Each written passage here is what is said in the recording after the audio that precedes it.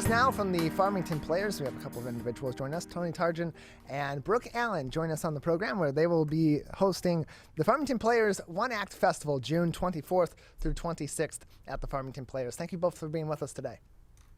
Hey, Tyler. Thanks for having us.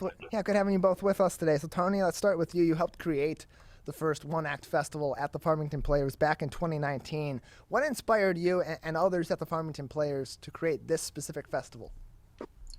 Well, I think there's a real wealth of talent in Michigan, both among playwrights and actors and directors. And we have a group of a playwriting group at the Farmington Players, and we just wanted to nurture part of our mission, which is to encourage and develop writing talent. So a number of smaller local theaters have one-act festivals, and I thought it was something that we could leverage and do well at Farmington as well. Over the years that this has been active in the Farmington Players, of course, with COVID-19 being a consideration, I'm sure it hasn't been necessarily going on as you intended it to go on when it began in 2019. But for those that have participated, both as an audience member and those participating in the One Act Festival performing themselves, what's the reaction been from them so far as this festival has run? We've gotten a great reaction both the first time we did it and even among this year's participants. We have a lot of new actors who are coming to the barn for the very first time. And we have a lot of long-term members who have maybe been away from the stage for 10 years or more.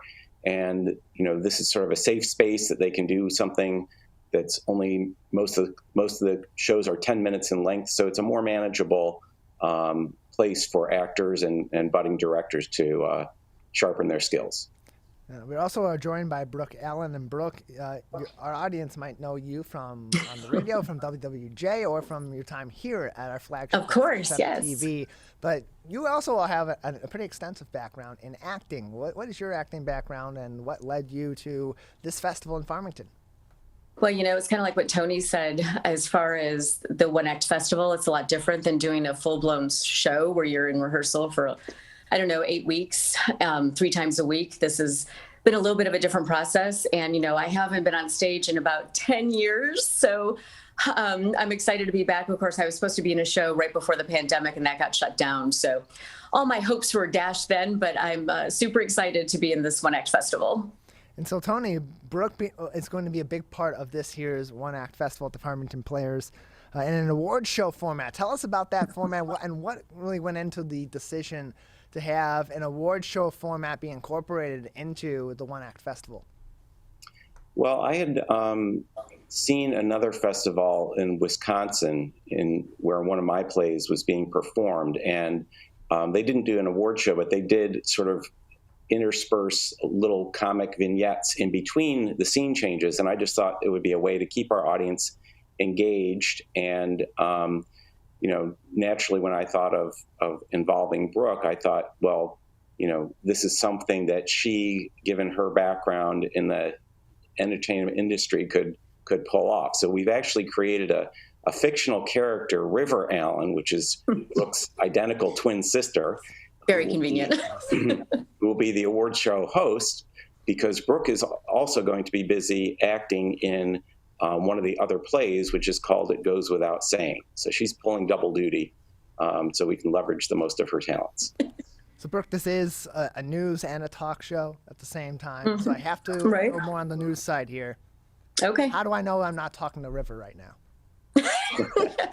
You know, River's kind of full of herself, so you'll know when you're talking to her. Trust me. It's good to have someone more full of themselves to host an award show. Award shows are in and of themselves so indulgent. So that'll be something interesting. Can you tell us about more about the character of River and how that's going to help incorporate all these other one-act plays into this festival? So it's not just me. There's Jim, who's the co-host. So there's 2 of us. That is, his name is Lake. So you've got River and Lake hosting this award show. 2 very different characters, but, you know, we're very good friends. And by the end of it, you know, we have a pretty decent relationship.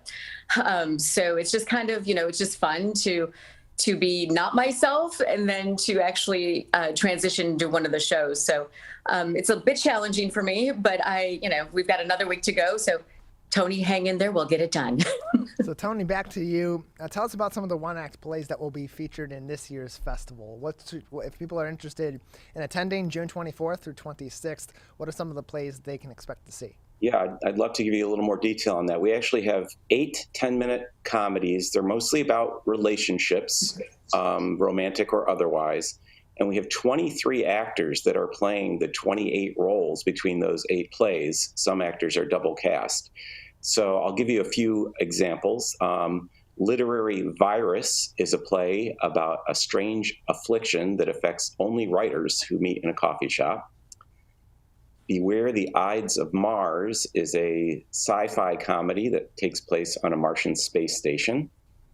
I'm Fat is a very creative comedy where a person's fat in literal form comes to move in with them, and they weren't expecting that character to become part of their life, but fat is very hard to get rid of once it shows up.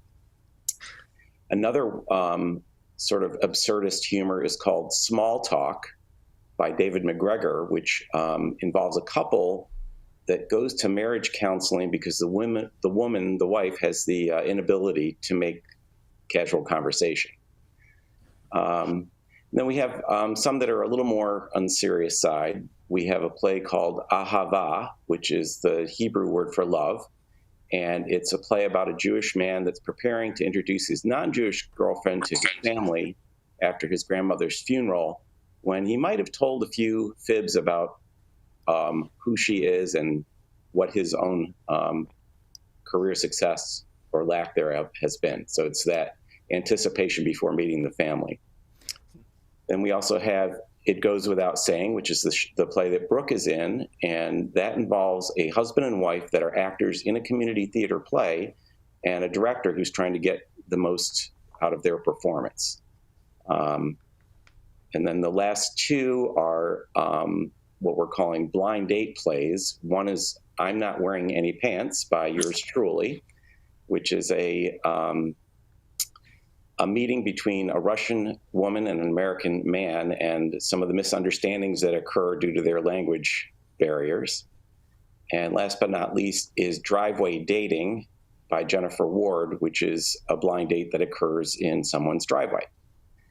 So there's a wide range, but again, they're all comedies. They're all about 10 minutes, and some are a little more far-fetched than others, but I think they all hold together very well. We chose these 8 from over 70 submissions from Michigan playwrights, so we like to think that we have the cream of the crop.